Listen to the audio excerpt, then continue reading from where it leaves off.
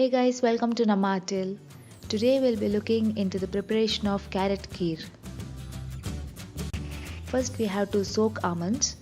Either you can soak it overnight, or if you do not have enough time, then soak it for at least half an hour in warm water. Now peel off the skin from the almonds and transfer it to a mixer grinder. Add little water and grind it to a paste. Now heat a pan and add 2 tablespoons of ghee. Add cashews and roast it for a few seconds. Now add raisins and saute it for some time.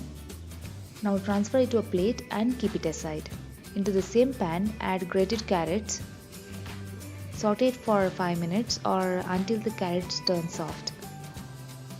Now after 5 minutes add 2 cups of milk.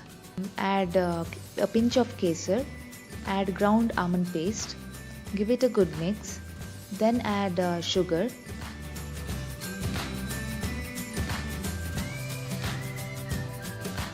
Mix it well and cook in low to medium flame for 10 minutes.